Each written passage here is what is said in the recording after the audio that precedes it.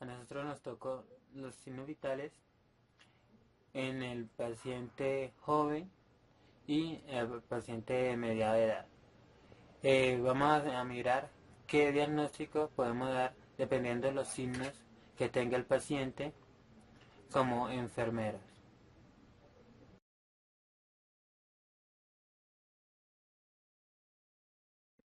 Signos vitales. Signos vitales es aquel índice que evalúa el estado fisiológico de una persona, en este caso un paciente. Los signos vitales se dividen en este caso en temperatura, respiración, pulso y presión arterial. Aunque pues en la actualidad se han descubierto otras dos clases que viene siendo la saturación de oxígeno y la escala del dolor.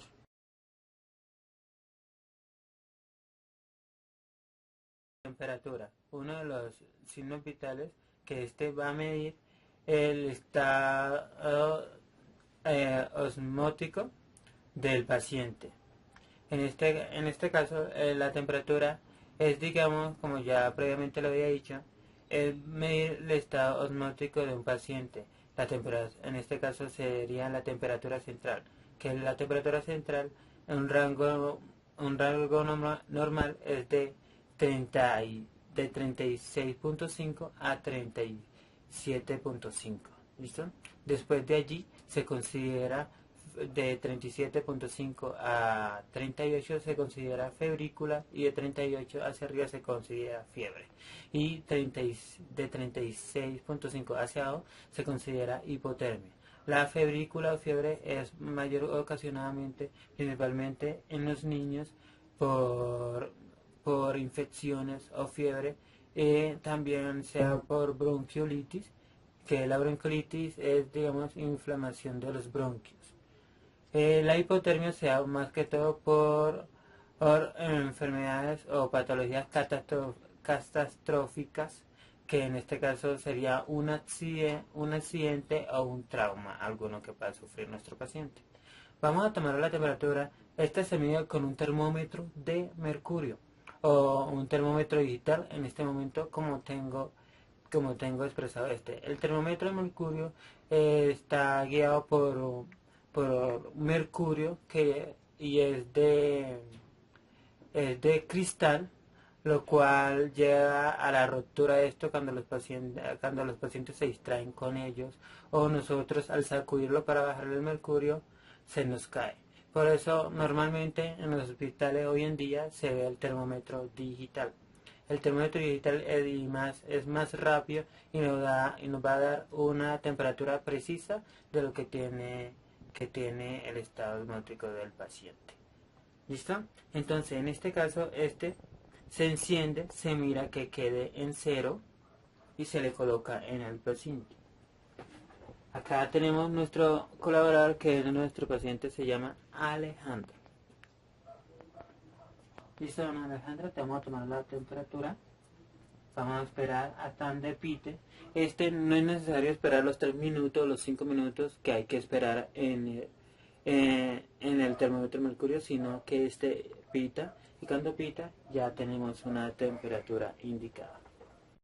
Viendo la temperatura, vamos a mirar cuánto nos dio. Listo, la temperatura de este paciente está en 36.6. Eso quiere decir que la temperatura está en estado normal, o sea, no está ni en hipotermia, ni febril, ni febrícula o febril.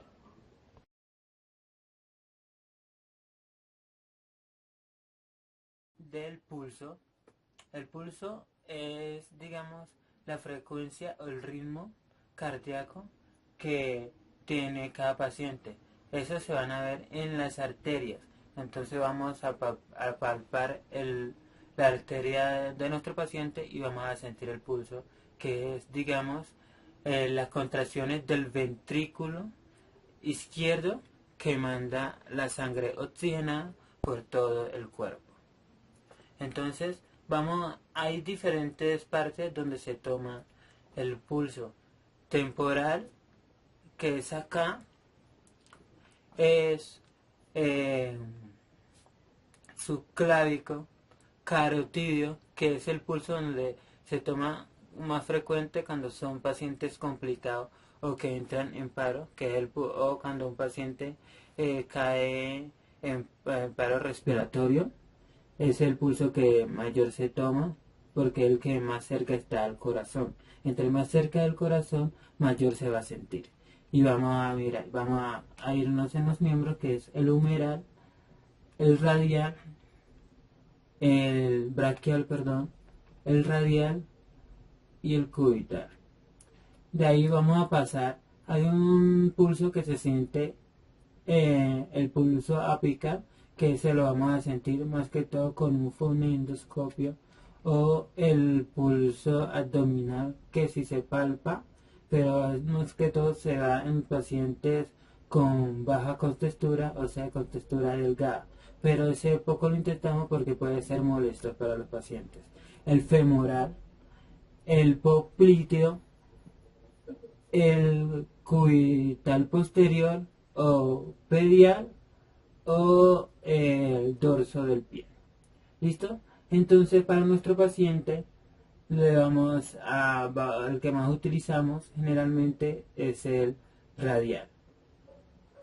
El pulso se toma durante un minuto exacto, en este caso 60 segundos, que vamos a mirar con un reloj.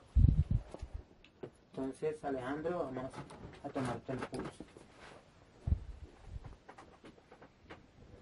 Tiene que estar relajado, tranquilo. Ya valorado el paciente en un minuto que le tomamos el pulso, en ese momento él lo tiene en 62. Quiere decir que en estado normal. A un paciente de 60, no, en estado normal de 60 a 100, el paciente tiene una frecuencia o pulso en estado normal. También se mide la longitud y la amplitud. La amplitud se siente el nivel de amplitud o la dilatación más profunda que tiene la arteria en este caso. Nuestro paciente Alejandro está en el pulso que lo tiene 62, quiere decir normal en este momento. Pero hay unas cifras, digamos, que si es menor de 60, quiere decir que es bradicardia. Bradicardia, o sea que el ritmo del corazón está muy lento. Y mayor de 100 se llama taquicardia, que la taquicardia se divide más o menos en varios términos, que es taquicardia sinusal, cuando el paciente está tranquilo, asintomático y tiene una frecuencia o un pulso mayor de 100 a 120, que más que todo la altera es las infecciones, o sea, cuando ellos tienen fiebre. Está la taquicardia supraventricular o taquicardia ventricular, que es la taquicardia mayor de 140, que es cuando un paciente está en unas condiciones muy críticas y en este caso debe estar o debe asistir a un centro inmediatamente, ya que el corazón se puede cansar y puede dar paro cardíaco. Y tiene que ser visto en una sala de emergencia.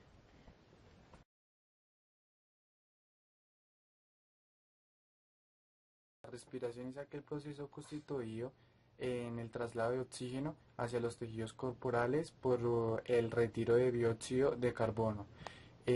Ya lo que viene siendo la respiración, esta se divide en lo que viene siendo apnea, bradipnea y taquipnea. La apnea se da en aquel paciente que respira una vez por minuto. Este paciente pues prácticamente, o sea, se da más que todo en recién nacidos o como ya pacientes que van a fallecer por lo general. Bradipnea es cuando respiramos una vez, o sea, respiramos 8 veces por minuto, y taquipnea es cuando respiramos más de 24 veces. Vamos a proseguir a tomar la respiración en el paciente. Esta se toma por un minuto y pues se contabiliza. Por lo general, cuando vayamos a tomarle la respiración al paciente, no le vamos a decir, ya que estos tienden como a fingirla y pues nos hacen tomarla mal.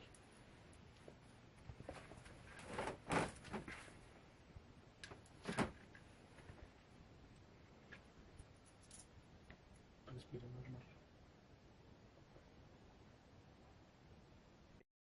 paciente tiene 20 respiraciones por minuto, lo cual está bien, ya que esta depende de la ciudad y pues de la altura de esta misma. Pues acá en Bogotá es normal que un paciente tenga esta respiración de 12 a 20 respiraciones por minuto.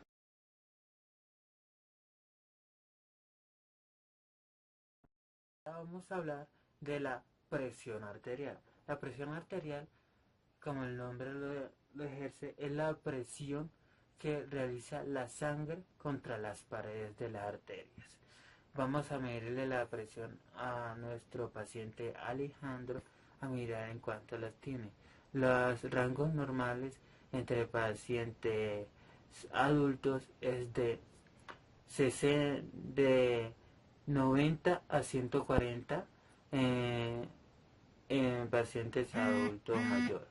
En paciente adulto normal entre de 90 a 120.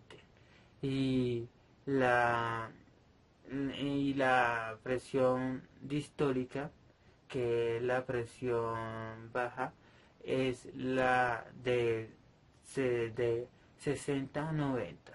De 60 hacia abajo ya se considera hipotensión, o de 90 hacia abajo en el caso de la sistólica se considera también hipotensión. O sea, el rango de hipotensión es de 90 hacia abajo, y sistólica y diastólica, perdón, es de 60 a 90, de 60 hacia abajo. La, la presión, digamos, la puede alterar varios rangos, como el estrés, eh, la vasoconstricción de las arterias, eh, y también un paciente que pueda tener TBP también se puede alterar este signo vital. El dolor también es una de las causas más frecuentes en los adultos, en los pacientes jóvenes, ya que el dolor nivela el estrés y la ansiedad y nos causa que esto se eleve. La hipotensión es causada por como en la temperatura. La hipotermia es causada también por traumas o por pérdida muy frecuente de sangre o pérdida indiscriminada. En este caso también puede ocurrir por hemorragias de vías digestivas, puede causar hipotensión. ¿Listo? Bueno, vamos a tomar la tensión, vamos a coger la tensión. Este es nuestro tensiómetro. Entonces, vamos a medirlo con el fonendoscopio. ¿Listo? Aquí tenemos nuestro medidor de milímetro de mercurio, que este lleva un rango en pacientes sin hipertensión.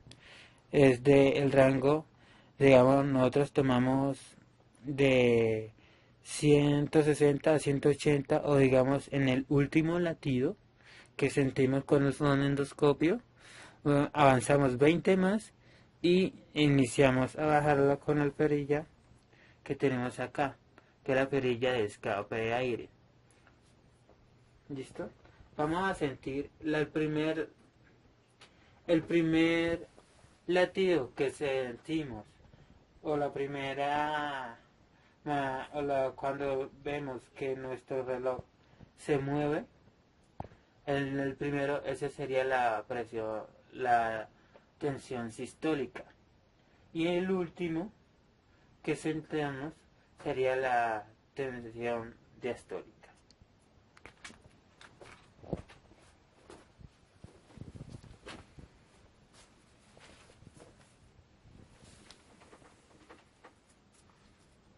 Entonces, lo colocamos, palpamos la arteria, que aquí estaría la arteria braquial, que se siente muy bien en nuestro paciente Alejandro, y avanzamos 2 dedos. ¿Listo? Bueno, esta del paciente debe tener la mano sobre una superficie plana para que la tensión nos dé bien, y debe estar totalmente relajado y tranquilo.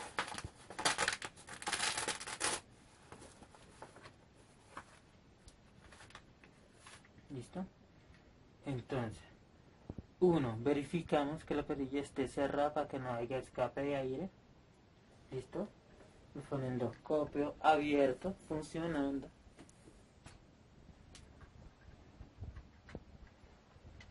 Lo ubicamos en la arteria braquial.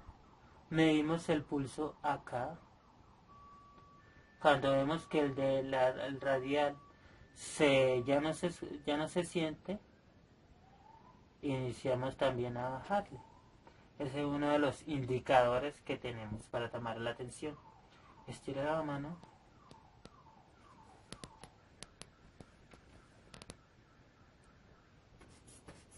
Vamos a insuflar.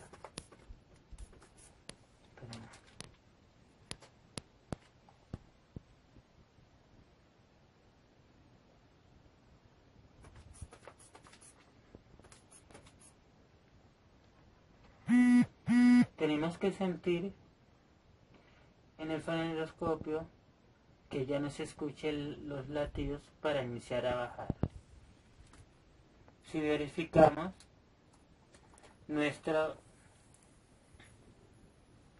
aquí nos tocó que aquí se nos movió y acá se nos movió. Eso, y ahí mismo sentir los latidos.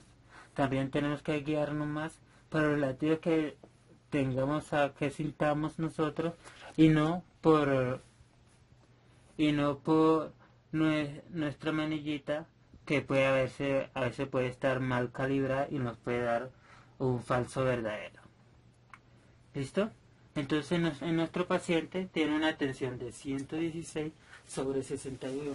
Eso quiere decir que la tensión está en rango normal. O sea que nuestro paciente Alejandro en general de signos vitales está muy bien.